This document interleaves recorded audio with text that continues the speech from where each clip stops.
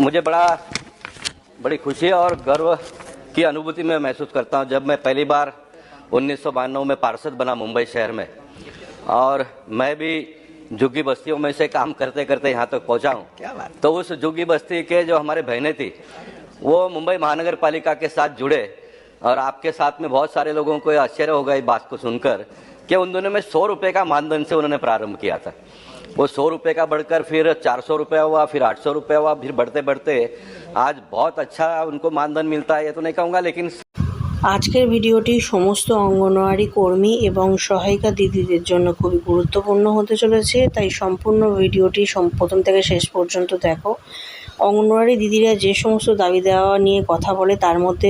Main important থাকে তাদের স্থায়িত্বকরণ এবং বেতন বৃদ্ধি। তো সেই ব্যাপারেই সম্পূর্ণ ভিডিওটিতে বলা হয়েছে, তো তোমরা দেখতে থাকো। নতুন হলে চ্যানেলটা সাবস্ক্রাইব করে দাও। बिजनेस जो रिजोल्यूशन पर चर्चा चल रही थी, आंगनवाड़ी कार्यकर्ताओं और आंगनवाड़ी सहायिकाओं के लिए कल्याणकारी उपाय, श्री गोपाल शेट्टी जी अपना वक्तव्य पूरा करें। आदरणीय शेट्टी जी हाँ, धन्यवाद सभापति महोदय जी। रितेश पांडे जी द्वारा प्रस्तुत ये प्राइवेट मेंबर बिल आंगनवाड़ी कार्यकर्ता और सेविकाओं को उनके कामकाज में और उनके जीवन में एक बदलाव आए, इस प्रकार का ये प्रस्ताव है। इस पर मैं अपने विचार रखने से पहले मैं आपको धन्यवाद देना चाहता हूँ, आपने मुझे देने का मौका दिया। और सुरेश जी पहला नंबर पर बोलने वाले थे तो उन्होंने मुझे पहला बोलने का अवसर प्राप्त किया, इसलिए उनका भी मैं अभिनंदन करना चाहता हूँ। सभापति महोदय जी, सम्मानजनक मानधन मिलता है, ये तो मानव जीवन का एक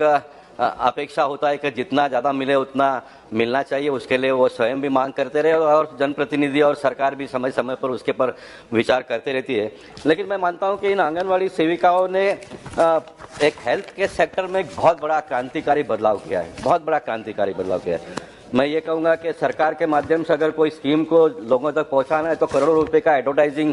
करना पड़ता है, लेकिन ये आंगनवाड़ी के सेविकाएं जो है वो महानगर पालिका के हो या तो सरकार के सभी योजनाओं को सामान्य परिवार के बहनों तक पहुँचाने का काम करते हैं। और खास करके अगर सरकार के साथ में डायरेक्ट जोड़ने के अनेक योजनाओं के साथ साथ में अगर एक योजना की हम बात करेंगे तो ये योजना का हम निश्चित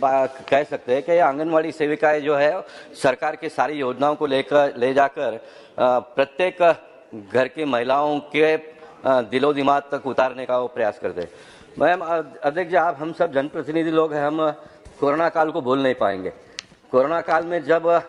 काम करने के लिए कोई भी आगे नहीं आता था और झुग्गी झोपड़पट्टी बस्तियों में जहाँ पर बहुत ही दयनीय स्थिति में लोग अपना जीवन जीते हैं, जहाँ पर हेल्थ सेंटर नहीं होता है और दवा खाने तक लोगों को जाने में बहुत दिक्कत होती है पैसे नहीं होने की वजह से,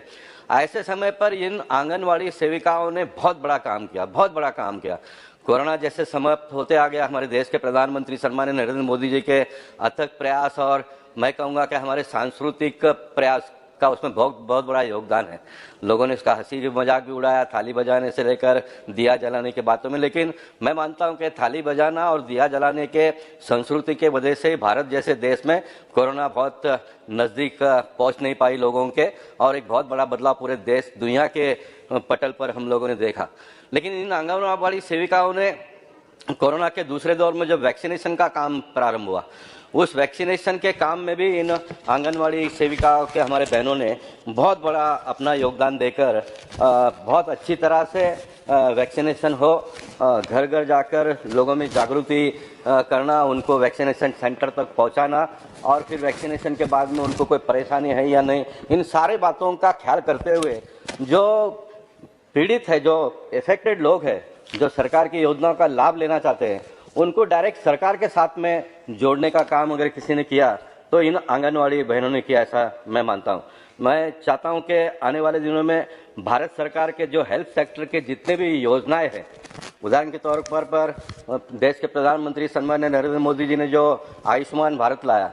बड़े पैमाने पे लोगों को इसमें लाभ मिलता है, लेकिन 2011 के सेंसर में जिनका नाम दर्ज है उनको इसका लाभ मिलता है, क्योंकि 2011 के बाद में सेंसर हुआ नहीं है। हम सभी सांसद इस बात की मांग करते हैं कि फिर एक बार सेंसर हो ताकि अधिक से अधिक लोग इसमें जुड़ जाए, और सेंसर जब कभी भी हो, मेरा स्वयं का अपना ही मांग है कि सेंसर में कोई भी येलो राशन कार्ड हो या तो फिर जाति के माध्यम से भी जो सारी बातें होती रहती है, एक बात को हम सब लोगों ने भूलना नहीं चाहिए कि इस देश में सबसे बड़ा एक अगर कोई जात है तो गरीबी है, और इसलिए गरीब लोग जो 300 फुट के घर में रहते हैं उन सारे लोगों को इसका लाभ मिलना चाहिए। ये मेरी मांग हमेशा से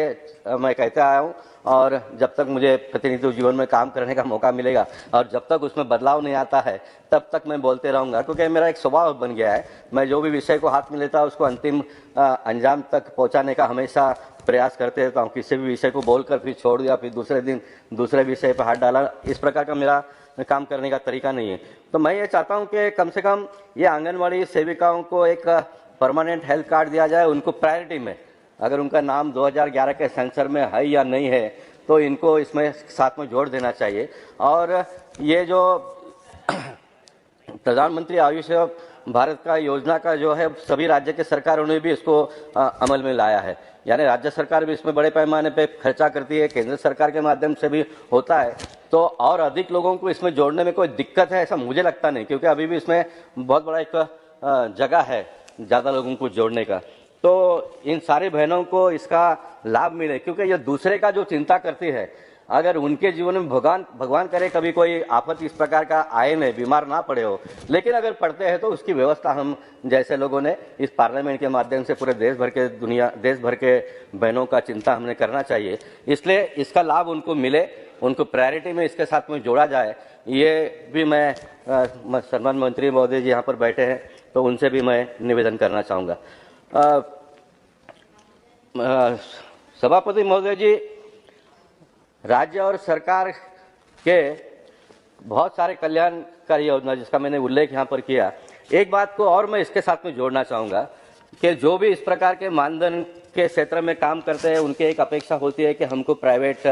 जॉब मिले, और उसमें भी सरकार की अगर नौकरी मिलती है तो उनको एक लाइफ टाइम अचीवमेंट मिल गया है। इस प्रकार का एक मानसिकता सामान्य परिवार के घर के लोगों का होता है। तो मैं चाहूँगा कि कॉरपोरेशन में हो, राज्य सरकार में हो, केंद्र सरकार में हो, ये जो आंगनबाड़ी सेविकाएं हैं इनमें जो लोग काम करते हैं इनमें से अच्छे